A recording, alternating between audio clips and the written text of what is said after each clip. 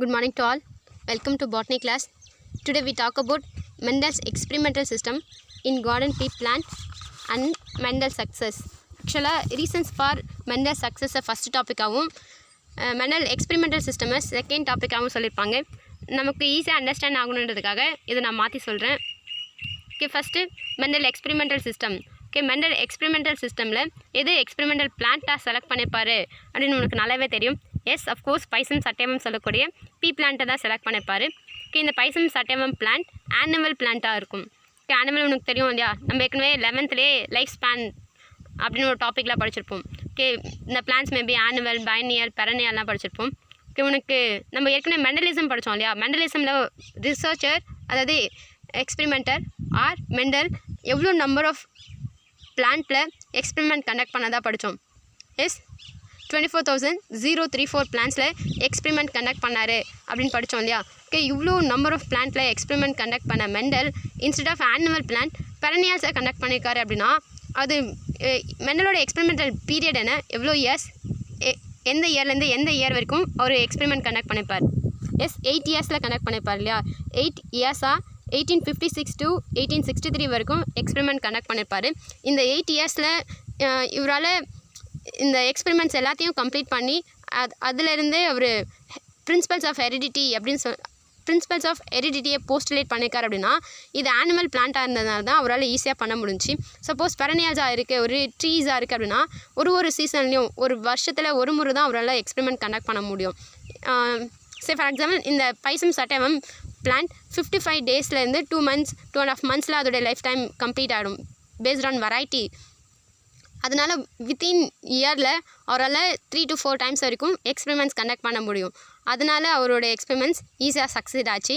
And இந்த Pisum sativum plant okay which one basics for transmission genetics. Yes, Mendel அவருடைய கார்டனில் இருக்கிற Pisum சட்டேவம் பிளான்ட்டில் conduct பண்ண 7 pairs ஆஃப் கான்ட்ராஸ்டிங் ட்ரெய்ட்ஸ்க்கு ரெஸ்பான்சிபிளாக இருக்கிற ஜீன்ஸ் அதில் ஸ்டடி பண்ணுறது. அந்த ஸ்டடீஸ் வந்து டிரான்ஸ்மிஷன் ஜெனடிக்ஸ்க்கு பேசிக்ஸாக இருந்துச்சு அப்படின்னு நம்ம படித்தோம் இல்லையா. ஓகே, அதுதான் இங்கேயும் சொல்லிப்பாங்க. ஓகே, நமக்கு இந்த பைசம் சட்டேவம் பிளான்ட் அதோட மெண்டலோட எக்ஸ்பெரிமெண்டல் சிஸ்டமில் கிளியர் கான்ட்ராஸ்டிங் கேரக்டர்ஸ் இருந்துச்சு. அண்ட் அந்த கேரக்டர்ஸ்க்கு ரெஸ்பான்சிபிளாக இருக்கிற ஜீன் சிங்கிள் ஜீனாக இருந்துச்சு. அந்த சிங்கிள் ஜீனும் செப்பரேட் மேனரில் செப்பரேட் குரோமோசோமில் மேக்ஸிமம் லொக்கேட்டடாக இருந்துச்சு. ஓகே, அதுதான் இந்த பைசம் சட்டேவம் பிளான்ட் பற்றி சொல்லியிருப்பாங்க. ஆஸ் வெல் அஸ் இந்த பைசம் சட்டேவம் பிளான்ட் ஒரு பிளான்ட் இருக்குது அப்படின்னா அதில் பாலினேஷன் நடக்கும் இல்லையா. ஓகே, இந்த pollination maybe self pollination or cross pollination. Okay, இந்த செல்ஃப் ஆர் கிராஸ் பாலினேஷனுடைய ரிசல்ட்டில் ஃபார்ம் ஆகிற ஃபர்டிலைசேஷனும் self fertilization or cross fertilization it may be natural one or artificial one. Okay, natural one artificial one நான் எதை மீன் பண்ணுறேன் அப்படின்னா நமக்கு செல்ஃப் பாலினேஷனோ இல்லை கிராஸ் பாலினேஷனோ நேச்சுரலாகவே நடக்கும் அப்படின்னா அது நேச்சுரல் கண்டிஷன் நார்மல் கண்டிஷனில் நடக்கும். சப்போஸ் ஒரு ஹியூமன் பீயிங் அவங்களோட இன்வென்ஷனோட அந்த ஃபர்டிலைசேஷன் ப்ராசஸை பாலினேஷன் ப்ராசஸை கேரி அவுட் பண்ணுறாங்க அப்படின்னா அது ஆர்டிஃபிஷியலாக இருக்கும். சே ஃபார் எக்ஸாம்பிள் ஒரு ரிசர்ச்சர் ஒரு ஃப்ளாரில் இருக்கிற ஆன்தரில் இருக்கிற போலன் கிரைன்ஸை அதே ஃப்ளாரில் இருக்கிற ஸ்டிக்மாக்கு ட்ரான்ஸ்ஃபர் பண்ணுறாரு அப்படின்னா அது artificial manner of self pollination. இதே நேச்சுரலாகவே அந்த போலன் கிரைன்ஸ் அதில் இருக்கிற ஒரு ஃப்ளாரில் ஆன்தர்க்குள்ளே இருக்கிற போலன் கிரைன்ஸ் சேம் ஃப்ளாரில் இருக்கிற ஸ்டிக்மாக்கு ட்ரான்ஸ்ஃபர் ஆகுது அப்படின்னா அது natural manner of self pollination. அதே போல் தான் கிராஸ் பாலினேஷனுக்கும் ஒரு வெரைட்டியில் இருக்கிற போலன் கிரைன்ஸ் எடுத்து இன்னொரு வெரைட்டியில் இருக்கிற ஸ்டிக்மாக்கு டஸ்ட் பண்ணுறோம் அப்படின்னா அது artificial manner of cross pollination. நேச்சுரலாகவே விண்டோ இல்லை ஒரு இன்செக்ட்ஸோ அந்த ஒரு வெரைட்டியில் இருக்கிற போலன் கிரைனை இன்னொரு வெரைட்டிக்கு ட்ரான்ஸ்ஃபர் பண்ணுது அப்படின்னா அது natural manner of cross pollination ஆகும். ஓகே, நமக்கு செல்ஃப் பாலினேஷனோட ரிசல்ட்டில் செல்ஃப் ஃபர்டிலைசேஷன் ப்ராசஸ் நடக்கும். கிராஸ் பாலினேஷனுடைய ரிசல்ட்டில் கிராஸ் ஃபர்டிலைசேஷன் ப்ராசஸ் நடக்கும். ஆக்சுவலாக ஒரு பிளான்ட் நார்மலாக மேபி செல்ஃப் பாலினேஷன் மேனரில் பாலினேட் ஆகலாம், இல்லைனா கிராஸ் பாலினேஷன் மேனரில் பாலினேட் ஆகலாம். ஓகே, மெண்டலோடைய ரிசர்ச் சிஸ்டமில் இருக்கிற இந்த Pisum sativum pea plant normal கண்டிஷனில் செல்ஃப் ஃபர்டிலைசேஷன் மேனரில் பாலினேட் ஆகுது, ஃபர்டிலைஸ் ஆகுது. ஆனால் மெண்டல் அவருடைய ரிசர்ச்க்கு both self fertilization as well as cross fertilisation ரெண்டுத்துமே அவர் யூஸ் பண்ணியிருப்பார். ஓகே, நெக்ஸ்ட்டு மெண்டலோடைய எக்ஸ்பெரிமெண்டல் சிஸ்டமில் எந்த கேரக்டர்ஸ் கொடுத்துருப்பாங்க அப்படின்னா ஃப்ளாஷ் வந்து லார்ஜராக இருக்கும் சொல்லியிருப்பாங்க. Okay, what is hybridisation? Yes, formation of hybrids தான் ஹைப்ரிடைசேஷன் இல்லையா. ஓகே, நமக்கு இந்த ஹைப்ரிடைசேஷன் ப்ராசஸில் ஒரு 5 different ஸ்டெப்ஸ் இன்வால்வ் ஆகும். First one selection of parent, second one emasculation, third one pollination, fourth one fertilisation, fifth என்ன பார்த்தீங்கன்னா ஃப்ரூட் செட் பண்ணும், சீட்ஸை ஃபார்ம் பண்ணும், அந்த சீட்ஸை யூஸ் பண்ணி நெக்ஸ்ட் ஜெனரேஷனை ரைஸ் பண்ணுறது ஃபிஃப்த் ஸ்டெப்பாக இருக்கும். ஓகே, அப்போது இந்த ஹைப்ரிடைசேஷனில் ரொம்ப இம்பார்ட்டன்ட் emasculation எல்லாமே இம்பார்ட்டன்ட் ஒன் தான். அதில் emasculation அண்ட் பாலினேஷன் ரெண்டு ப்ராசஸும் என்ன பார்த்தீங்கன்னா, emasculation அப்படின்னா உன்னோட பிக்சரில் பாரு, அதில் ஒரு பர்பிள் ஃப்ளார் இருக்கா, அந்த பர்பிள் ஃப்ளாரில் இருக்கிற ஆன்தர்ஸ் எல்லாத்தையும் ஒரு சிசர் வச்சு கட் பண்ணுறாங்க இல்லையா, ஓகே, அதுதான் emasculation. அதாவது ஒரு ரிசர்ச்சர் ஆர் எக்ஸ்பிரிமெண்டர் மெண்டல் அவரோட ரிசர்ச்க்கு 2 வெரைட்டி ஆஃப் பிளான்ட்டை எடுத்துக்கிறாரு. அதில் அந்த பிளான்ட்டில் ஒன்று வந்து நமக்கு ஹைப்ரிடைசேஷனுடைய ஸ்டெப்ஸில் first step selection of parent இல்லையா. இந்த செலெக்ஷன் ஆஃப் பேரண்ட்டில் ஒன்று வந்து மேல் பேரண்ட்டாக இருக்கும், இன்னொன்று ஃபீமேல் பேரண்ட்டாக இருக்குமா. ஓகே, நம்ம கிராசிங் பண்ணுறோம் அப்படின்னா நம்மளுடைய டிசைரபிள் மேல் பிளான்ட்டோடைய போலன் கிரைனை தான் நம்ம ஃபீமேல் ஃப்ளாரில் இருக்கிற ஸ்டிக்மா மேலே டஸ்ட் பண்ணணும். ஓகே, இங்கே நமக்கு சப்போஸ் ஒரு எக்ஸ்பிரிமெண்டர் செலக்ட் பண்ண ஃப்ளார் ஆர் பிளான்ட் வந்து பைசெக்ஷுவலாக இருக்குது அப்படின்னா அங்கே செல் பாலினேஷன் நடக்காமல் ப்ரிவென்ட் பண்ணுறதுக்காக ஃபீமேல் ஃப்ளாரில் இருக்கிற ஆன்தஸை ரிமூவ் பண்ணுவோம். அந்த ப்ராசஸ் தான் emasculation. emasculate பண்ணதுக்கப்புறமா அந்த ரிசர்ச்சர் ஆர் எக்ஸ்பிரிமெண்டர் எதை மேலாக செலக்ட் பண்ணிக்காரோ அந்த மேல் பிளான்ட்டோடைய ஆன்தர்க்குள்ளே இருக்கிற போலன் கிரைன்ஸை இந்த ஃபீமேல் ஃப்ளாரில் இருக்கிற ஸ்டிக்மா மேலே டஸ்ட் பண்ணுவார். ஓகே, அது பாலினேஷன். ஓகே, நமக்கு இந்த ஹைப்ரிடைசேஷன் ப்ராசஸில் இந்த emasculation அண்ட் பாலினேஷன் ரெண்டு ப்ராசஸையும் ஈஸியாக கேரி அவுட் பண்ணணும் அப்படின்னா அந்த ஃப்ளார்ஸ் லார்ஜராக இருக்கணும்.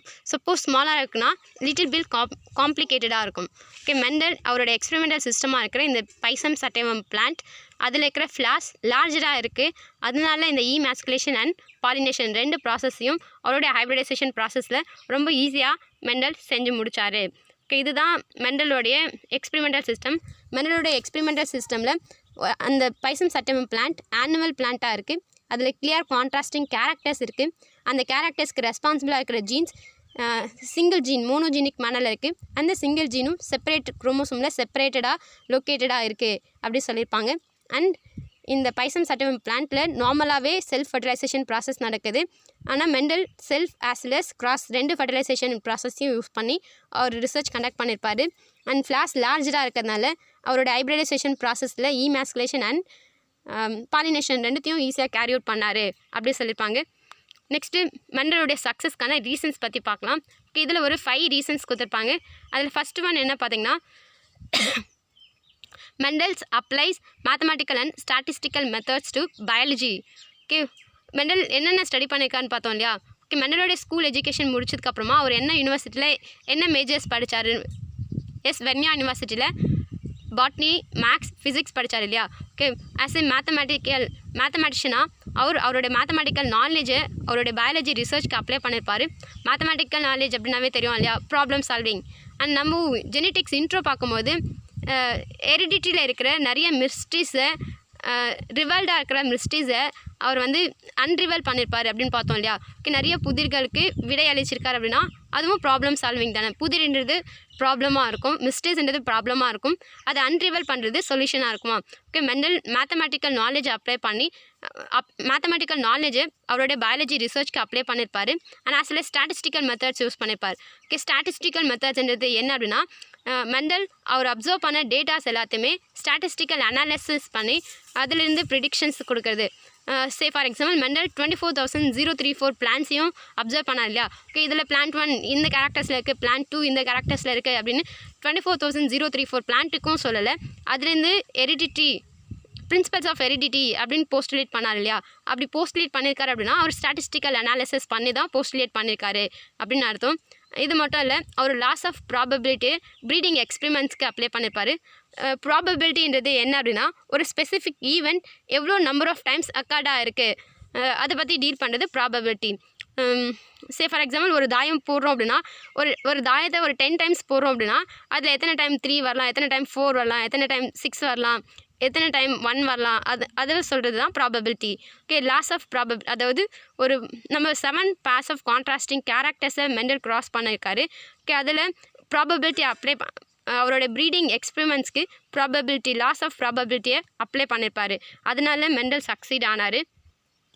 நெக்ஸ்ட் பார்த்தீங்கன்னா மெண்டல் சயின்டிஃபிக் மெத்தட்ஸை அப்ளை பண்ணியிருப்பார்.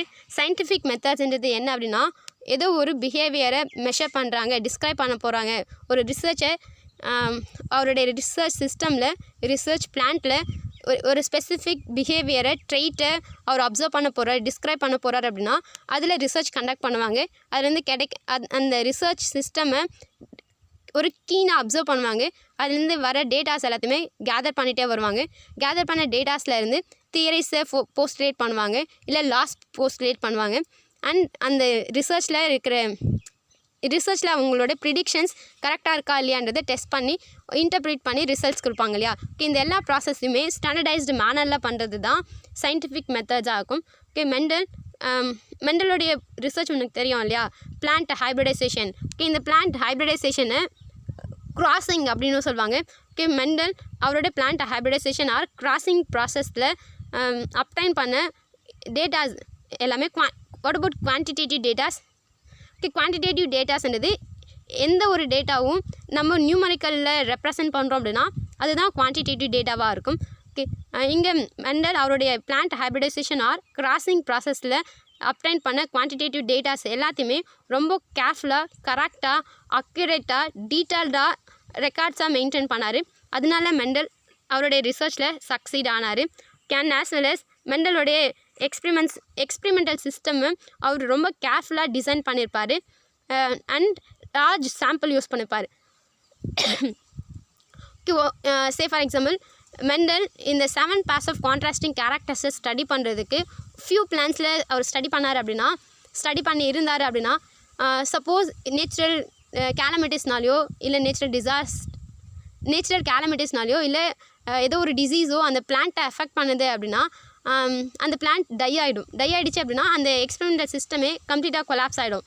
இதே லேப் சாம்பிள்ஸில் லார்ஜ் ஸ்கேலில் பாப்புலேஷனில் அவர் ரிசர்ச் கண்டக்ட் பண்ணார் அப்படின்னா அப்போது அவரால் ஒரு பிளான்ட் டை ஆனாலும் இன்னொரு பிளான்ட்லேருந்து அப்டைன் பண்ணுற டேட்டாஸை வச்சு அவரால் ஃபர்தராக அந்த எக்ஸ்பெரிமெண்ட்டை ப்ரொசீட் பண்ண முடியும். ஓகே, மெண்டல் அவருடைய எக்ஸ்பெரிமெண்ட்ஸை ரொம்ப கேர்ஃபுல்லாக டிசைன் பண்ணியிருக்காரு. அண்ட் லார்ஜ் சாம்பிள்ஸை யூஸ் பண்ணி நிறைய நம்பர் ஆஃப் பிளான்ட்டில் எக்ஸ்பெரிமெண்ட்ஸ் கண்டக்ட் பண்ணார். அதனால மெண்டல் சக்சீட் ஆனார். ஓகே, நம்ம ஏற்கனவே மெண்டல்ஸ் எக்ஸ்பெரிமெண்டல் சிஸ்டமில் 7 pairs of contrasting characters இந்த பைசம் சட்டமம் பிளான்ட்டில் இருக்குது.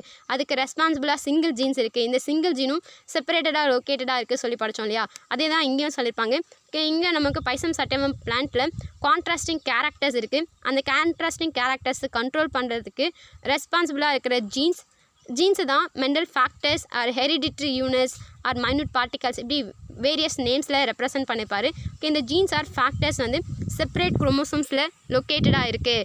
அதனால் மெண்டல் சக்சீட் ஆனார். இது மட்டும் இல்லை, மெண்டல் நான் ஏற்கனவே ஹைப்ரிடைசேஷன் ப்ராசஸில் ஃபஸ்ட்டு ஸ்டெப் என்ன சொன்னேன், பேரண்ட்ஸை செலக்ட் பண்ணுவாங்க சொன்னேன் இல்லையா. ஓகே, மெண்டல் பேரண்ட்டாக செலக்ட் பண்ண பிளான்ட் எல்லாமே பியூர் ப்ரீட் லைன்ஸாக இருக்கும் ஆர் பியூர் ப்ரீட் ஸ்டெயின்ஸாக இருக்கும். ஓகே, இந்த pure breed line or pure breed ஸ்டெயின்ன்றது என்ன பார்த்திங்கன்னா, ஒரு ஹோமோசைகாசிட்டி பிளான்ட்டை கண்டினியூஸாக செல்ஃபிங் பண்ணிகிட்டே வரும்போது கிடைக்கிற ஆஃப்ஸ்ப்ரிங்ஸ் ஆர் ப்ரோஜெனிஸ் தான் pure breed line or pure breed ஸ்டெயின்ஸாக இருக்கும். இந்த பேரண்ட் வந்து பியூர் ப்ரீட் லைனாக இருக்குது இல்லை பியூர் ப்ரீட் ஸ்டெயின்ஸாக இருக்குன்றது, அதாவது அந்த பிளான்ட்டோடைய பியூரிட்டியை அவர் ஃபஸ்ட்டு டெஸ்ட் பண்ணிப்பார். எப்படி டெஸ்ட் பண்ணிப்பார் அப்படின்னா, கண்டினியூஸாக நிறையா ஜெனரேஷனுக்கு செல்ஃப் கிராசிங் பண்ணிகிட்டே வருவார்.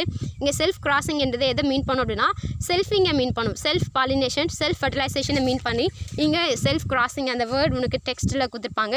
ஓகே, மெண்டல் அவருடைய எக்ஸ்பெரிமெண்டல் சிஸ்டமில் செலக்ட் பண்ண பிளான்ட் எல்லாமே பேரண்ட்ஸ் எல்லாமே பியூர் ப்ரீட் லைன்ஸாக இருக்கும். இந்த பியூர் ப்ரீட் லைன்ஸோடைய பியூரிட்டியை எப்படி டெஸ்ட் பண்ணியிருப்பார் அப்படின்னா, நிறைய ஜெனரேஷனுக்கு அந்த பிளான்ட்டு ஹோமோசைகாசிட்டி பிளான்ட்டு கண்டினியூஸாக செல்ஃபிங் பண்ணிகிட்டே வரும்போது கிடைக்கிற ப்ரோஜெனிஸில் ஆஃப்ஸ்ப்ரிங்ஸில் அந்த பேரண்ட்லேருந்து ஆஃப்ஸ்ப்ரிங்ஸ்க்கு கேரக்டர்ஸ் எல்லாமே இன்ஹெரிட் ஆகிட்டே வரும். அதாவது கான்ஸ்டன்ட் மேனரில் கேரக்டர்ஸ் இன்ஹெரிட் ஆகிட்டே வரும்.